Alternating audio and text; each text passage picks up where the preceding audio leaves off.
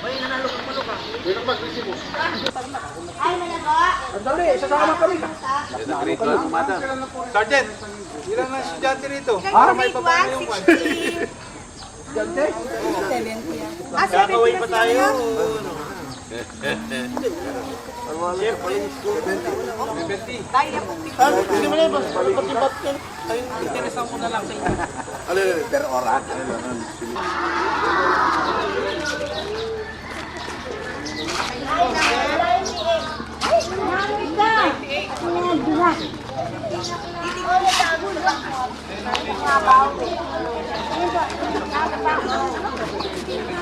Karen lang anak ko.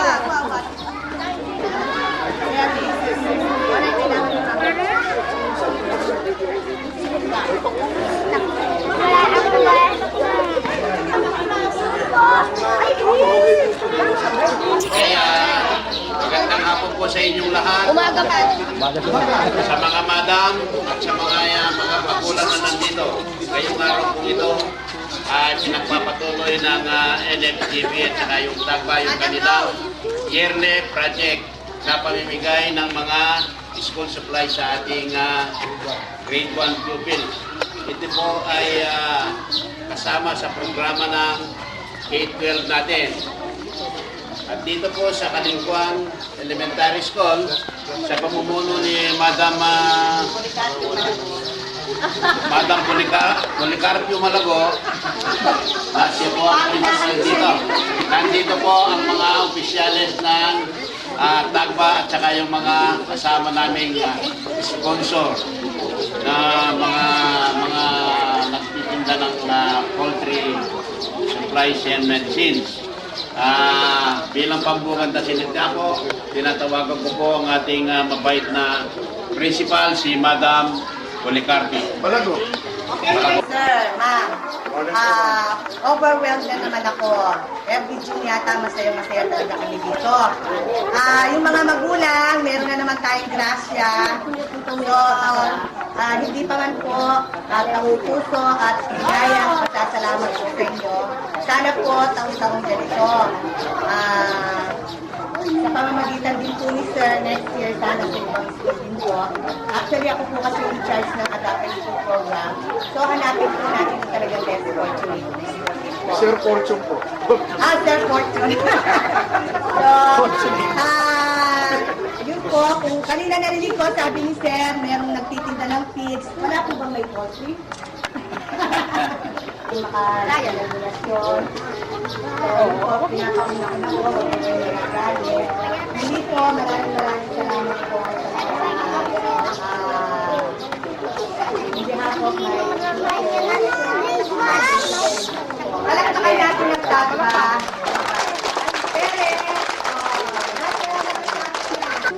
Ng kabalikat program ng TAGBA, Tarlac Game Breeders Association. Kaya tinatawagan ko po ang ating mabait na chairman ng kabalikat, si Sir Andreo Mendoza. Parang may lambot yata. O, isa pa. Good morning, children. Good morning, sir! Alam niyo ba kung bakit kami nandito ngayong umaga?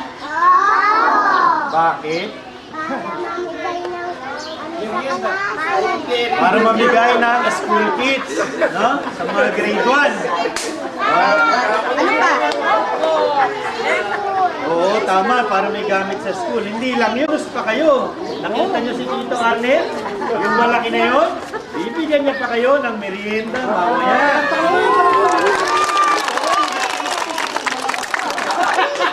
Okay? So, kailangan. Behave muna lahat, ha? Magandang ngayon sa lahat po ng mga teachers dito sa Kalingkuan Elementary School.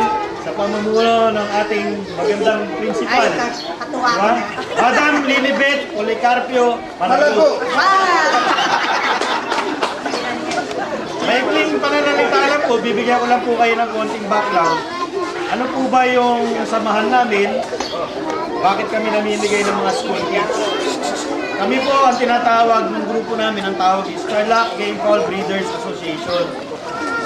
Naitatag po ang tagba noong 2002, bali 11 years na po kami, at member po kami ng National Federation of Game Fowl Breeders, na kung saan po, ito po ay may 36 na members nationwide, bali 36 provinces, at isa po doon ang Tarlac Game Fowl Breeders Association. Last year po, ginawa namin ito, nagbigay kami ng 450 kits. Doon po sa lugar, bandang west, mga west na schools, sa Baras-Baras, Santo Niño. This year po, kalat-kalat, inunan na po namin, 20 po ang barangay Kalikuan, sa yung unang-una, dahil kaya siyempre, pakiusap, yan po ay dahil sa pakiusap na ito sa aming Board of Directors. Dati po siyang kagawad dito, yan po ang tunay na serbisyo publiko. Kahit wala na po sa posisyon, talaga nasa isip po niya yung pagtulong sa mga kabarangay niya. Yan po si Kagawad Fortune Rivera. Asan na?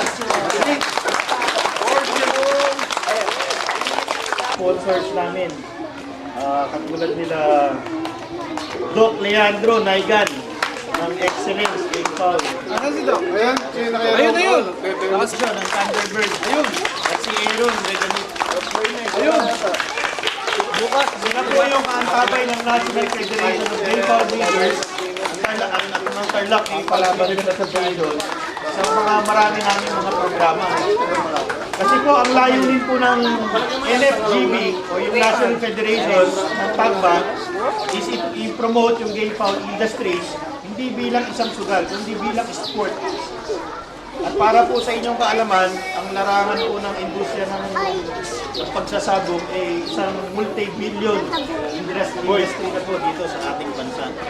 So, kaya po nagpapasalamat tayo sa mga sponsors natin at patuloy silang sumusuporta katulad nito mga programa natin, katulad nito mga distribution ng school kits.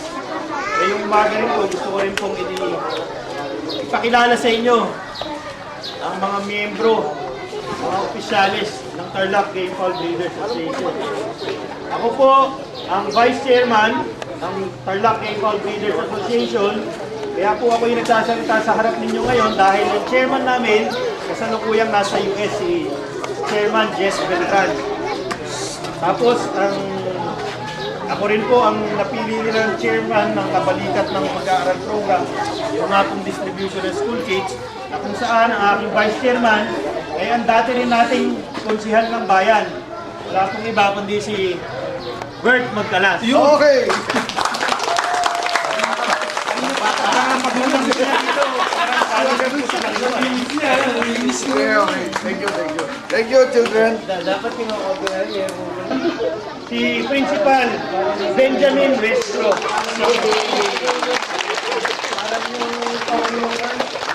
Yung amin pong tresorero na siyang bahala sa inyong merienda mamaya. Yan, sino gusto merienda? Pila doon! Pila! Katagol. Ang amin pong auditor na palagi rin po dito sa Barangay Kalingwan, si Mr. Danny Basiles. Yun. Bababa lang niya. Galing muti. Tapos sa amin mga Paano? Sabi video, yan. Video, eh. At ang advisor po ng aming asosasyon, makikita niyo naman po. Ayan, nasa edad naman, kaya advisor niya. Sir Johnny po, Presidente. Si Mr. Ricoy Palmares, ang Iloilo. From Iloilo po yung Presidente ng National Federation. Bakit po namin napili grade 1? Kasi po, naniniwala kami na ang grade 1, ang unang hakbang